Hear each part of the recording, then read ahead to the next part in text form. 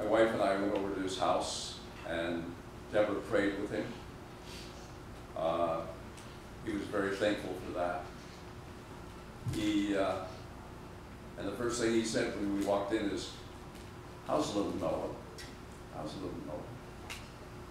So, as a human being, as an agent, of course he'll be missed, but as a human being, he's just irreplaceable. That's all I can tell you.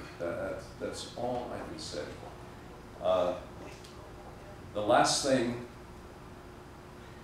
last words that I had were 2 days before he passed, when Deb and I went over there.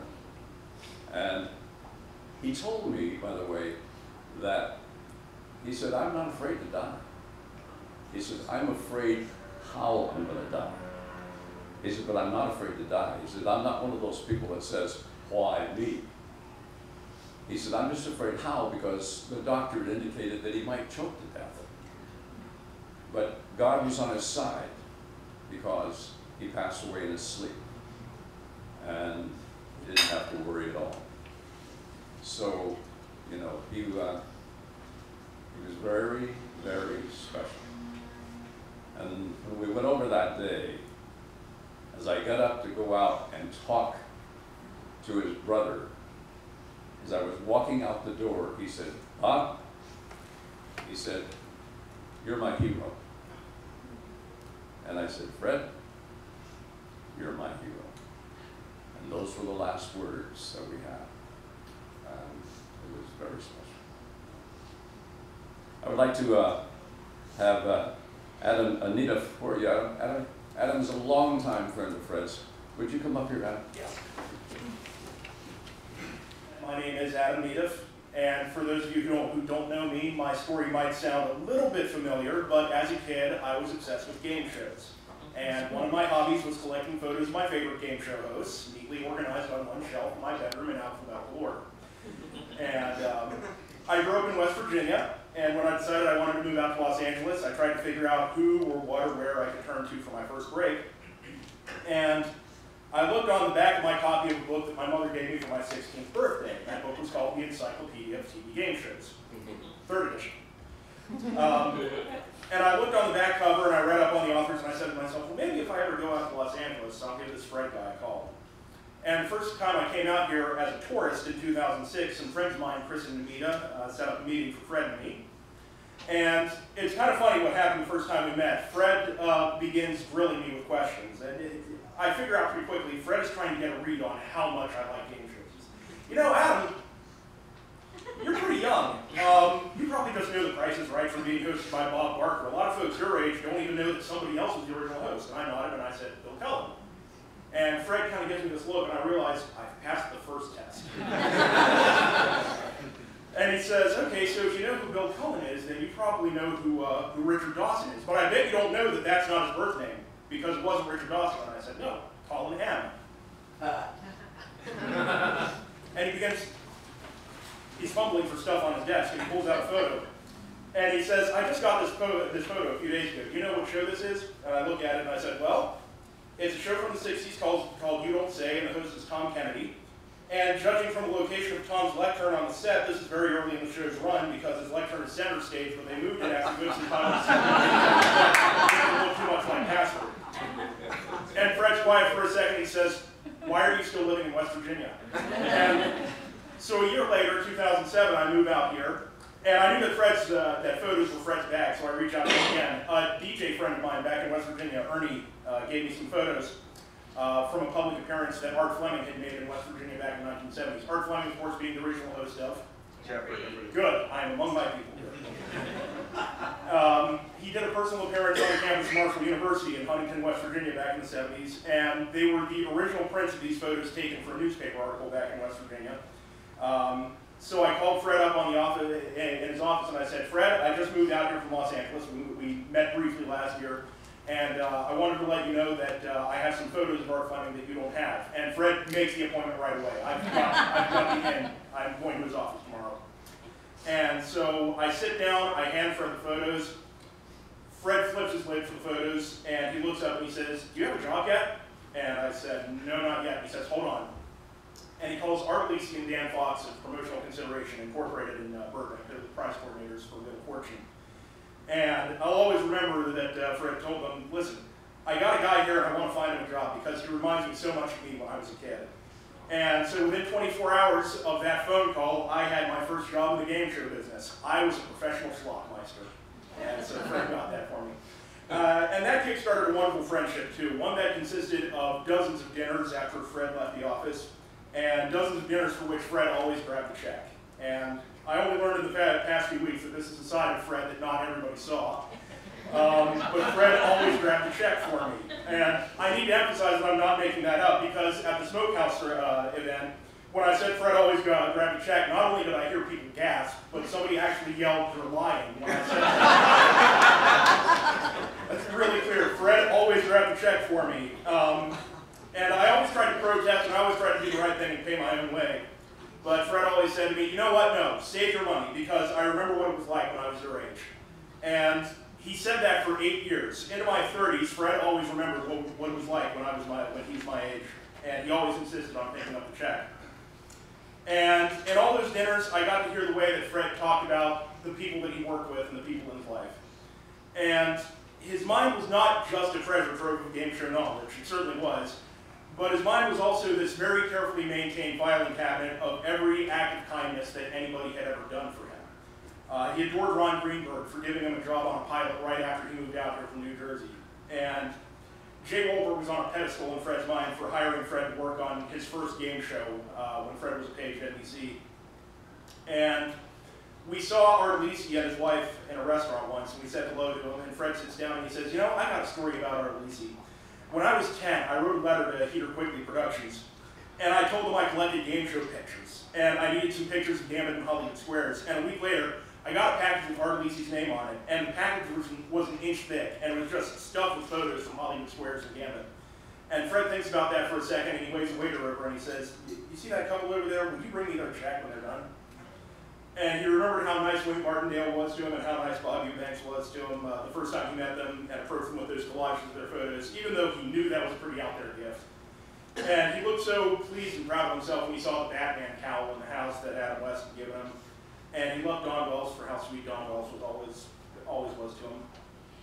But what I loved hearing from Fred was the excitement that he had about his job and the excitement about the people that he got to work with. I'd come into his office to meet with him about things, and he would say, Adam, you're not going to believe who I was just on the phone with. Tom Kennedy! And you should hear what he sounds like. He sounds just the way he did when he was on Split Second. And, I mean, he really meant it. Every day he was with one of his clients. It was like he had just met this person for the first time. He couldn't believe these people were in their lives, were in his life. And this is a man who had been working in the game show business for 25 years now. And that he had seen the bad stuff by this point. After 25 years, you see the downside of working in show business. And I've worked on sets, and I've worked in musical theater, and it always saddens me to see the people that are working backstage learning about, you know, oh, another day of this, and rolling their eyes and slumping over in their office chairs and sifting through the piles of scripts and sheet music like it's all such a big burden to them, and looking at the choreographer's notes and grumbling about what a harsh critique this is and what does this idiot know anyway, you know. And that wasn't Fred. Fred was always excited about having to get on a plane to South America because Adam West was huge down there. Going down to Hollywood Boulevard amongst all these crowds just to help Wink Martindale shoot a commercial. Or sitting me down in his office, Adam, I gotta show you something. It's a pitch for a new show now. Don't tell anyone that I'm showing you this, but it's gonna be the next big hit of the TV season. I want you to see it. You're a game show fan. You're gonna appreciate it. And that's how Fred felt about his work, and that's how Fred felt about all of you. It was so exciting and always so new and so much fun to him. It never got old in all those years to him. And he was never disappointed by any of his childhood heroes. He got to work with all of them. And he got to be friends with them, and he got to go to the studios and be involved with shows with them. Fred's entire life was a dream from which his 10-year-old self never awoke. The people in this room helped make that happen, and he was so grateful to all of you. Show business is a field that makes you deal with rejection constantly. And you do go through feelings of insecurity and anger and sometimes jealousy and fear. And you find yourself raising your voice at people or slamming the door in their faces. And there are days when you go home and you don't feel great about yourself. But Fred's clients all had a constant reminder of the good that's in all of us. The one thing that all of you had in common, if you were Fred's clients, were that once upon a time you were extremely nice to a loyal fan. And because of that, that loyal fan was always going to be in your corner, finding a new gig for you, finding a new paycheck and a new adventure. And for most of the people in Fred's life, Karma had a name, and Karma's name was Fred Wosbrock. Rest assured, all of you in this room are good people, because if you weren't, Fred would have associated with you. In 2011, I began writing books about the history of game shows. And I never said a word to Fred about any desire that I had to write a book, but I approached Fred with this surprising news that I wanted to write a book about game show history. And I asked him about helping me with photos. And the first time I brought it up, Fred says, well, I'll do it, but it's going to be $90 a photo. And I said, ooh, $90 a photo, nice. And Fred says, well, you know, this collection that I have, it's quite an investment. I've spent a fortune buying some of these photos, and I have to get that investment back somehow. I can't just give away photos. So I walk away thinking, geez, $90 a photo. Well, I'll figure something else out for the photos that aren't as important. Now I'll just ask Fred about the really important photos for the book. And a few weeks later, I come to Fred's office with an early draft of manuscript, and he promises to read it over the weekend. And Monday, he calls me into his office and he says, this is a great manuscript, Adam. Let me know what photos you need. I'll give you whatever you want. And I said, well, I don't want to turn this into an argument, but I can't quite meet your price. And he says, no, Adam, you're not listening to me. I will give you whatever you want, no charge. And I said, no $90 a photo? And he said, no, Adam, everybody says they're going to write a book. I knew that, I threw that price at him because I figured you were never going to see it through. And he said, but then you came in and you handed me that first draft, and I figured, you know, if you kept writing the book after I quoted you $90 a photo, you must be serious about it. So I gave him the first draft of it.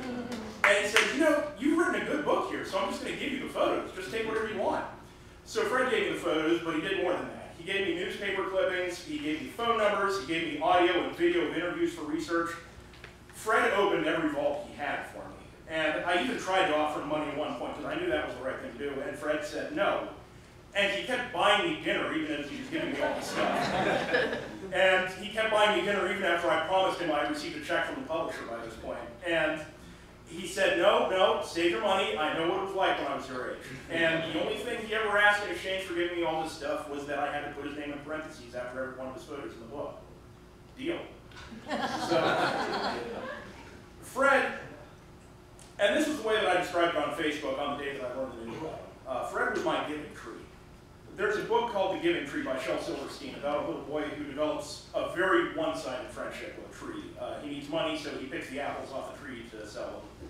And he needs a house, so he cuts down the branches to build his house. And he needs a boat, so he cuts the trunk down and leaves only a stump.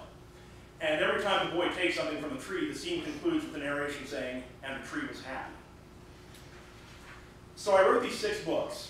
This Game Show History Volumes 1 through 4, Quizmaster, biography of Bill Cullen and the Maxwell Steam Rayburn. I have another book coming out, a biography of Alan Ludden in a few months. And over the past 5 years, as I worked on all these books, Fred, do you have any newspaper clippings? Fred, do you have this person's phone number? Fred, do you have this person's email address?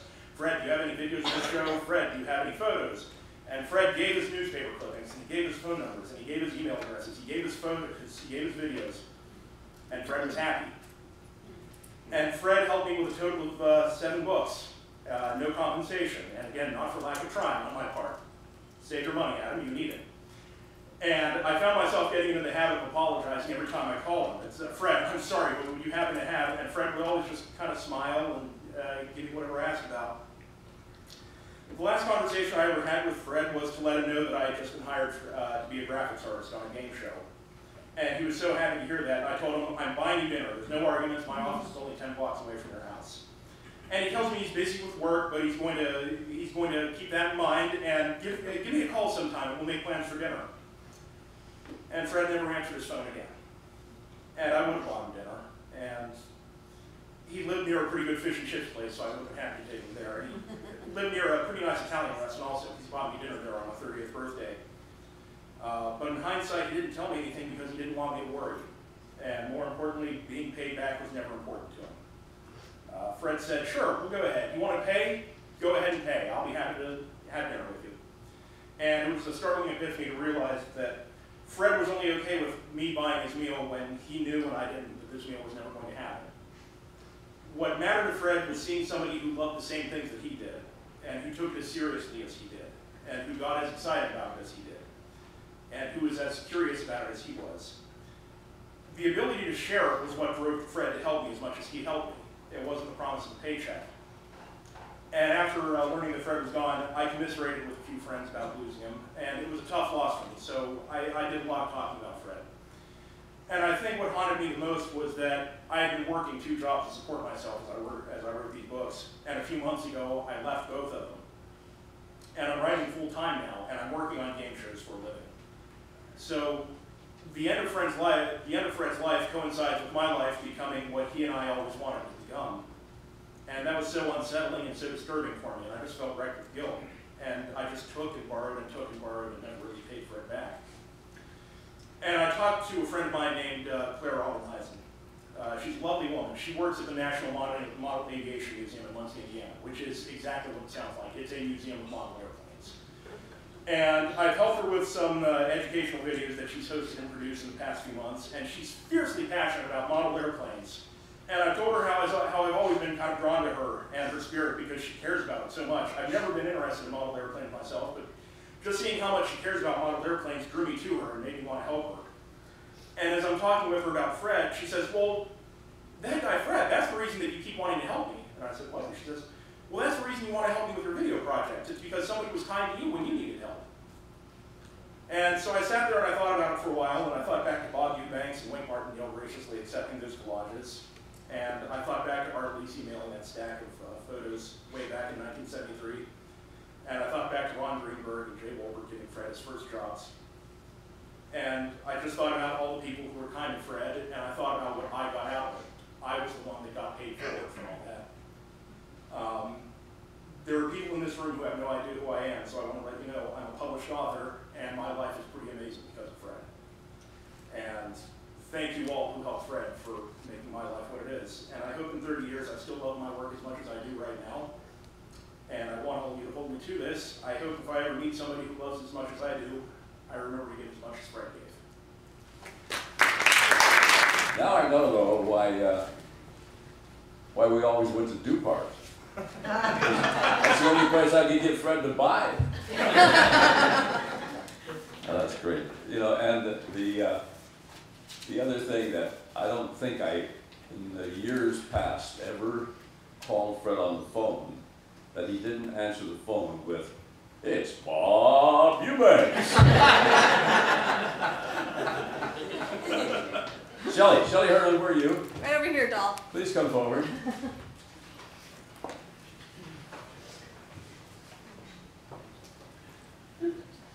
I'm going to sit over here.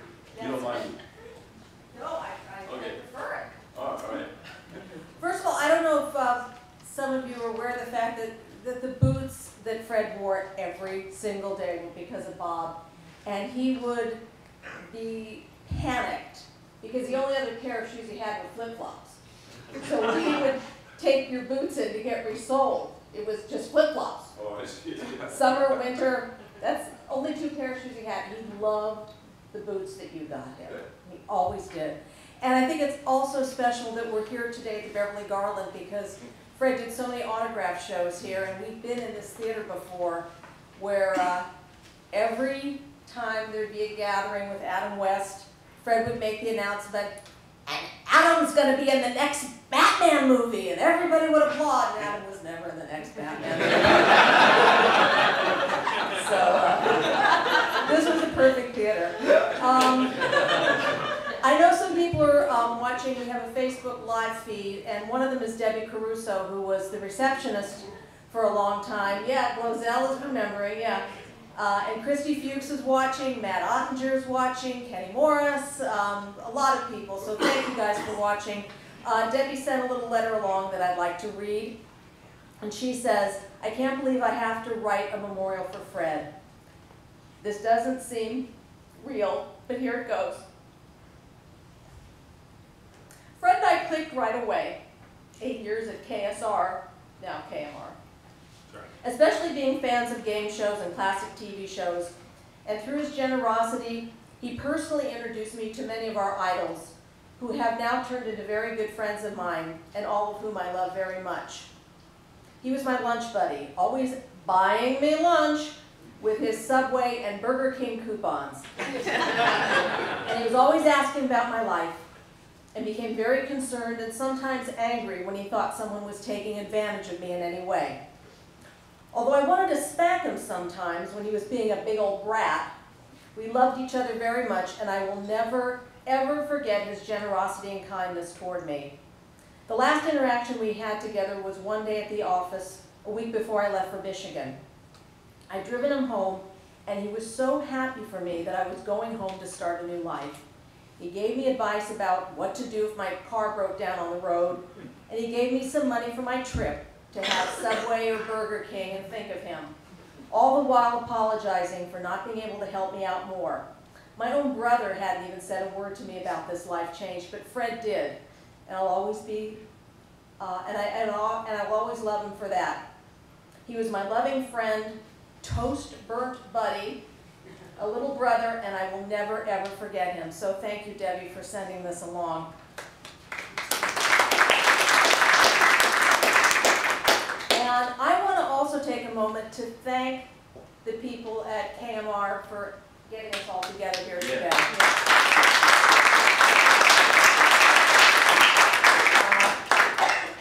I still think it hasn't sunk in for a lot of people, so I'm glad we have this chance together. I'm Shelley Herman, and for about 20 years, Fred and I spent almost every night together. We weren't making whoopee. Don't want you to get the wrong idea. We would